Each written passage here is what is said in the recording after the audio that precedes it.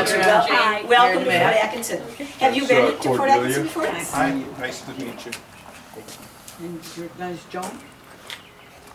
Joan? Yep, here? Joan. Right. Hi.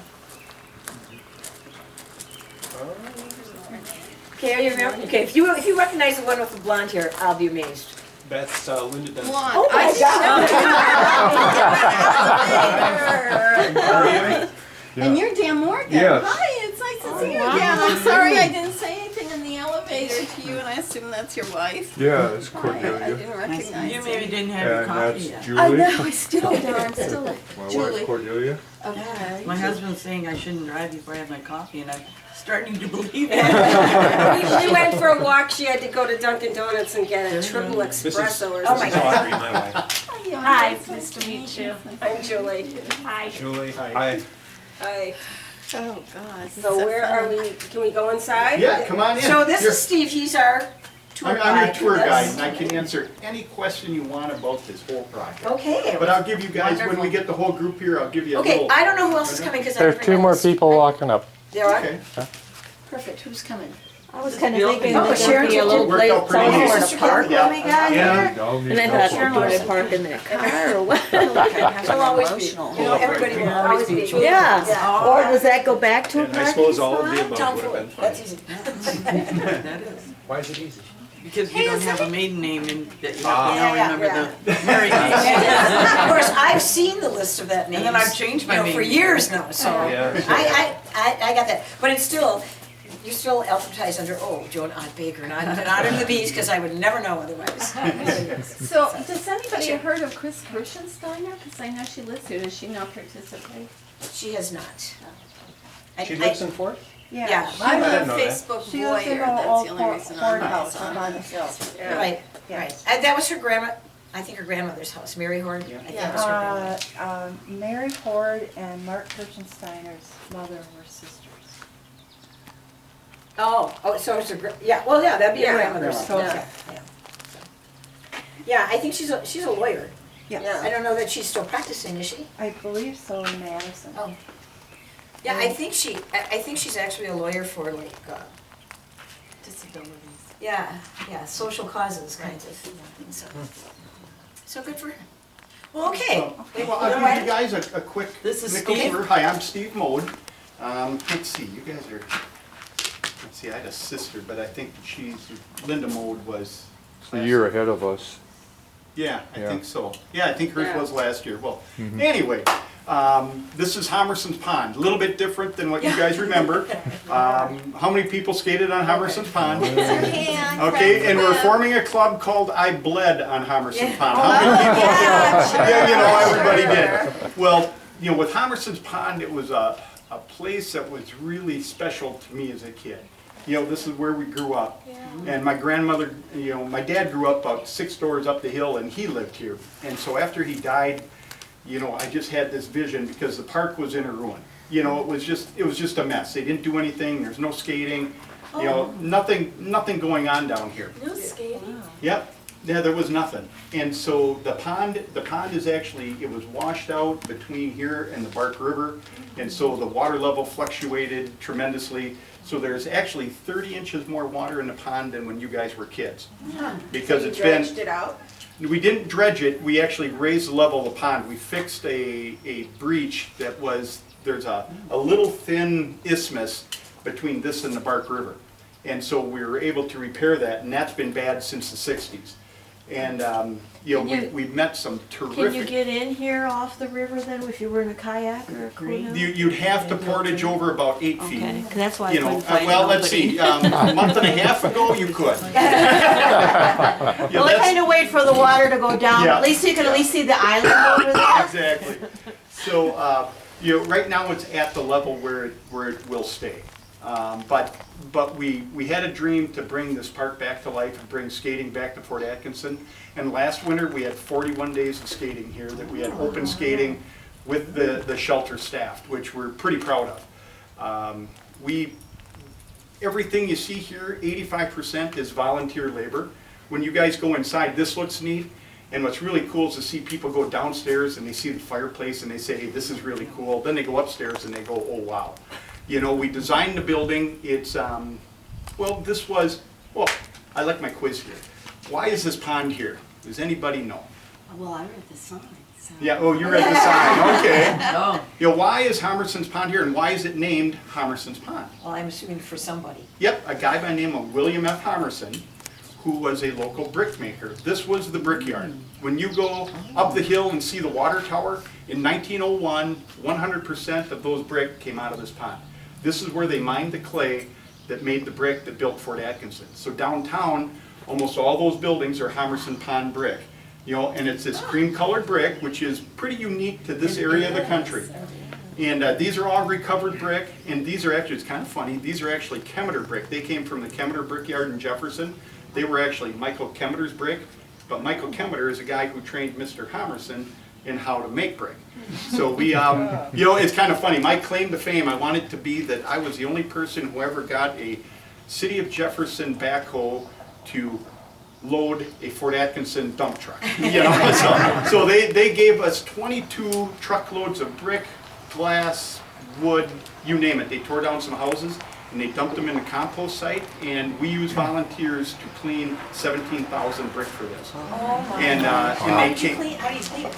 with brick. You have brick and it's got mortar stuck on it, and you take a chisel or a hammer and you knock the mortar off of it. And we That's how my put a parents call put out. brick on their cottage. Yep, and it's tedious, and it's hot, and it's all that good stuff. Yeah. But the neat thing was with this project is how the community came out for it.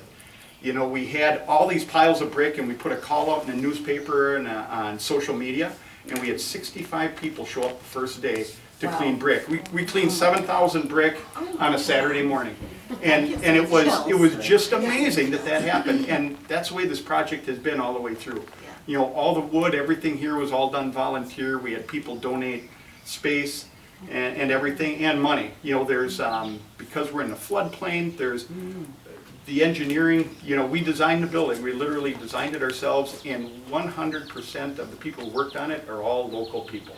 And which is really kind of unique in this day and age. And I'm going to say all but one contractor we had to hire donated at least 25% of the original bid back to the project because they liked it, you know, which is kind of unheard of. But so we brought skating back to Fort Atkinson. The pond, you can see we have a little battle with duckweed. And our next project, duckweed is that green stuff that floats on the top of the pond. We're told that we have a very healthy pond, but this duckweed gets trapped in here and it blooms because of people fertilizing their yards. Because all the storm sewers from High Street on down here, everything runs into the pond. So we're in the process now of working with the city to see if we can make a rain garden or something to divert that to keep the nitrogen out of the pond, and that would make a big difference. do you have, is that called the blue-green algae or not? No, this isn't blue-green algae. Yeah, No. then it's safer, you know, the Yeah. blue-green is the. Yeah, you could swim in here, but you might come out with a lot of stuff. Yeah. Yeah. And it's hard to fish. This is actually worse this year than it was last year. Yeah, when it freezes, it's kind of interesting because there are plants in there and everything. We've got a lot of fish in here. But when we were up on the roof building this thing, the pond, when I was a kid, the pond was always pea soup in the summer. It was just ugly. If you part that, you can see right down to the bottom. It's very, very clean. Wow. And there are big fish in there. You know, when we were working here, putting the roof on, we had, you know, there were 30-inch northern taken out of here, which is really kind of fun, you know. Really? Well, the neat thing is once they get into Homerson's Pond, their get out of jail free card comes next spring when the water goes over the wall. But here, come on in. Could you skim that duckweed off and use it as like garden fertilizer? I believe you could, Okay. you know, but I love your passion about this and that the whole community came it is. I love the passion. I get emotional about it. 'Cause I feel that. Yeah. I can feel that. Yeah. Because it was just a fun project to throw it out there, and then to have an event here. We do a night ski event. We've got, well, see, fun. the other thing that people don't know about Homerson's Pond, you know how big the park is. I didn't know this until I started. No. You know, we came down here saying we're gonna build a building, it turned into this building, and this park is 107 acres. Oh, wow. 107 acres. We have 4.5 miles of ski trails. The only place in the county that you can cross-country ski with your dog off leash. Cool. and snowshoe trails. I call it the urban wilderness. You're never out of Fort Atkinson, but it goes, many of you familiar with Bark River Road? Yeah. And right when you turn on the Bark River Road, the river kind of makes a little bend there and there's a peninsula that comes out. That's all part of this park. And so we invite people to come out there. We try to get a lot of people. There's a very nice trail that's available when it's not flooded, but there's about a mile trail that you can walk that's really a nice trail, and a lot of people come down here to walk dogs and to just get away from things. And it's really, really fun. I'm just curious, with this deck out here, how do people get to the pond to skate? On both ends, we have a ramp. And the ramp is made to hinge to go with the ice, because the ice is always fluctuating. Oh, sure. So we have that pulled out now. But then in the winter, we come back and we put the ramp on with railings, and it works out nice. Nice. Yeah, our night ski event usually attracts 500 to 800 Oh my people. gosh. Wow. And then we do a haunted trail event where we take, and we do all that because everything that we've done here, we've had to raise the money. The city's been fantastic in giving us resources and things like that, but their budgets are tight. So before we did anything, we formed a nonprofit. The Friends of Homerson's Pond are a nonprofit, and we raised all the money for the building. And what you see sitting here, even with all the volunteer labor, is over $400,000. Wow. There's $56,000 worth of concrete underground here because we're in the floodplain, and so it's been interesting, everybody like, how can it be that expensive? And when I went into it, I thought, shoot, there's no way it can be that expensive. But when you start dealing with commercial stuff, we had to put in our own lift station, because we're lower than the sewer, so we had to put in a lift that gets all that stuff up there. Oh, that's the other thing. How many people here remember skating at Homerson's Pond and using a real live bathroom? It's amazing. There has never been a bathroom here. They had ice skating here from the 1920s until it fell apart in the 1990s. outdoor. And I've yet to find anybody who say there was a bathroom here. Yeah, I was lucky my grandma lived up the street, but I think the trees got watered here an awful lot. But it's kind of funny, and the evolution of the whole thing. In 1917 is when the city bought this from the Fort Atkinson Brick Manufacturing Company. And on the 1919 plat book, Homerson's Pond is lovingly referred to as a city septic tank. So we joke that there's never been a bathroom here, but it was the bathroom. So, but it's come alive, And then our haunted trail event, we ran not quite 5,000 people through that. It's another community thing where we get families, businesses, social groups to haunt a section of trail.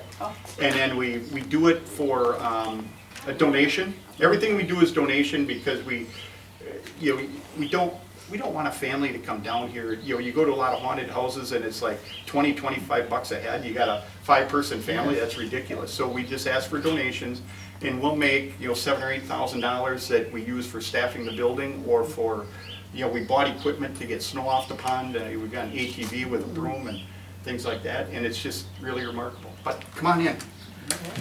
So where do the And we do trails have start? bathrooms.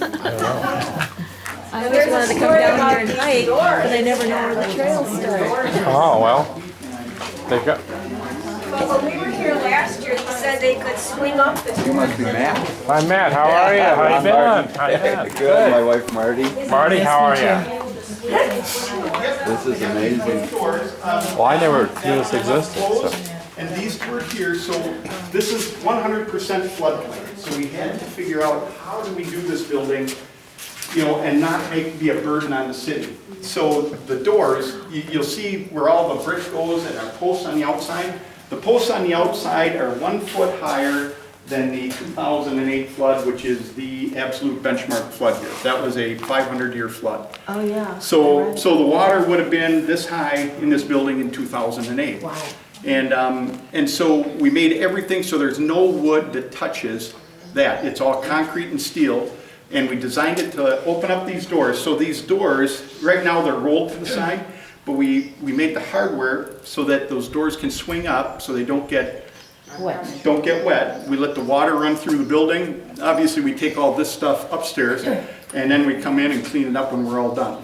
That's amazing. And the heat in the building, this is in-floor radiant heat. Oh my You God. remember sitting in Can the I old move green in? shack over here, my your feet God. were cold. You had the wood burning stove with your wool mittens on there, you can smell that burning wool. That's right. And your feet were frozen. All the time. And I moved to so Arizona. the kids got it made nowadays, because they can come in here and sit on the benches and put their feet on the floor, and the floor is heated to a nice about 97, 98 degrees. And it really does work out very, very nice. How do you protect the heat from the flooded waters? Because it's easy to crack here. Well, anytime you have concrete, you end up with cracks. Okay, so inside this floor is 6 inches thick. There's 1.5 inches of insulation underneath it to prevent the heat from going down. And there's radiant tubing in here. There's PEX tubing that runs in the floor. But then the water doesn't destroy it. No, it's all caught in the floor, and so it can't do anything. And then underneath all of that is all stone, and then we have pipes that run that stone to the pond. So if anything gets underneath the building, it just runs back out to the pond. It's amazing. Yeah, it's been a pretty cool, very, very cool project. Well thought out. And they have, there were a lot of nights. It was Craig Roost and I are the ones who really, thought it up and designed the building. And we're both guys who don't sleep a lot, and you do a lot of thinking when you're laying in bed. So it wasn't unusual to get a text at 2:30 in the morning, hey, what do you think of this? And then we get going back and forth, and both of our wives would go, you guys, just get out of here. But it's been fun. What's your background that you would be able to put this together? It looks like engineering and construction. Yeah, well, my dad was a contractor here in Fort Atkinson, and so I was a contractor, and then I went into the fire service. So I've got 32 years in the fire service, but the whole time I was doing that, my days off, I was a contractor. Yeah, And so radiant. and I like getting out of the box. I don't like your typical stuff. Yeah. And so with this building, this is a lot of very, very different stuff. And then Craig Roost, some of you who may have driven Highway 26 and the Glacial Drumlin Bike Trail, there's a covered bridge down there. That was Craig's first project. He built that bridge, raised the money for it. And I remember him coming to my house, hey Steve, I think I want to build a covered bridge. I said, well, that's cool, And so he launched his career, and he's been a barn builder ever since, where he goes out and rebuilds barns for people. And he's just got a passion for the old stuff. And we did this building. When I get upstairs, I'll show you. But we did it with tools from the 1800s. We didn't go that modern way where it was easy, We used chisels and axes and stuff like that. Well, even the bricklaying in that fireplace is Yeah. incredible. Yeah, Jim Brock, Midwest Masonry in town. He was the first contractor who signed up for this. It was kind of funny how it evolved. We went to the Park and Rec Board of Directors to pitch this idea. Hey, we want to put a community-built building at Homerson's Pond and bring skating back. So we're telling them about the project, and the plan, we weren't ready fundraising-wise to get things going for about 2 weeks. So the plan was to keep it mum for 2 weeks and then go. So the very next day, I'm at home and I get a call from this Jim Brock. Steve, why didn't you tell me about this? And I go, well, what are you talking about? Homerson's Pond. He says, I want to be involved. And I go, well, how do you know about it? He says, it's on the front page of the newspaper. Of course, So he came in and he said, I want to be a part of it. His kids like to skate. He likes the history. And so he came down here and we cleaned all the brick for him, and he and his brother and his dad laid them. And it was kind of fun. Where did the brick come from? The brick came from the Kemeter Brickyard, actually in Jefferson. These are Jefferson brick, but don't tell anybody. No, up in Jefferson, people might remember on County N going out of town, if you go by the Jefferson Dairy Queen, there were 2 brick houses and a blacksmith shop that sat very close to the road. In 2008, those homes were damaged by the 2008 flood because they were in the floodplain. And they were the home of Michael Kemeter, who owned the Kemeter Brickyard, who trained William F. Homerson to make bricks. And so when those buildings were coming down, the city engineer up there, I was friends with her, and she knew that I have a passion for Cream City brick. My whole house is the old brick. And she said, do you know anybody who'd have a use for that? Like, absolutely. Because we were just hatching this idea. So we went to the city of Jefferson and pitched the idea to them and say, hey, we're doing this down in Fort Atkinson. We're going to be doing this on the brickyard. We're looking for brick. So they donated all of the brick to us, to do that. And it was pretty neat. And they did say, now you do know, Steve, that those are Kemeter brick going down to Fort Atkinson. And I told them I'd give them 4 visas a year to come down and look at them. So, no, you gotta have a lot of fun with those guys. But it's been fantastic, just the cooperation between everybody. You know, the school district, you know, we're in the process now. As you guys can see, when you came in, you probably looked at this and said, where do I park? You know, it's just kind of odd, you know, the way the parking lot is, and the parking lot is poor. So we are right now taking down, there's a chain link fence up there, you can see the post. We're using volunteers to take that down right now. And very soon we will be putting in a real live parking lot here. And we're fundraising for pavement. You know, we're gonna have real blacktop and everything, and make this park really, really something, make it shine. And we're putting up a storage building because we're finding out, you can see, we end up with a lot of stuff, and they limited our footprint here, so there aren't many storage areas. We've got an ATV with a plow and a broom for getting snow off the pond and all those things, so we're amassing a lot of stuff. And then our haunted trail event, we have props for that. We have, you know, a lot of things like that. So we're going to put up a storage building with a little amphitheater that's going to be timber framed, a lot like the big beams that you see there. So people that have a party here, they'll be able to do that. And where all this driving stuff is, this is all going to become green space. We're going to have a water garden to collect our water before it runs into the pond, to hopefully get the, you know, pick up the nitrogen before it runs in there. And then another rain garden up on that upper level is going to run that way, and then another big rain garden there. And then, and then the other thing we're going to do, which is going to be really fun, is an ongoing fundraiser. Jim Brock is going to build us a wood-fired pizza oven.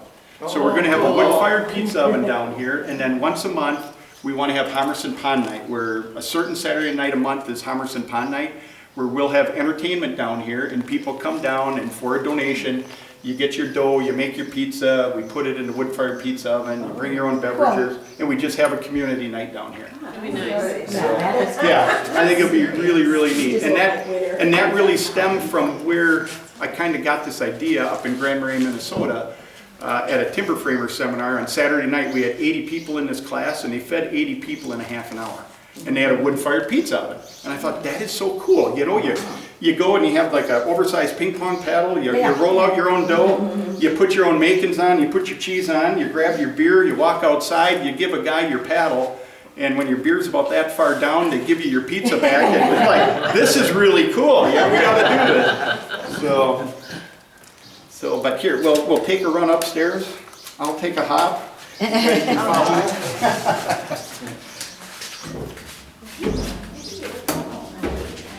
One thing you don't have yet is an elevator. You know, people have asked us about that, but holy cow, fundraising for this was bad now. You like this?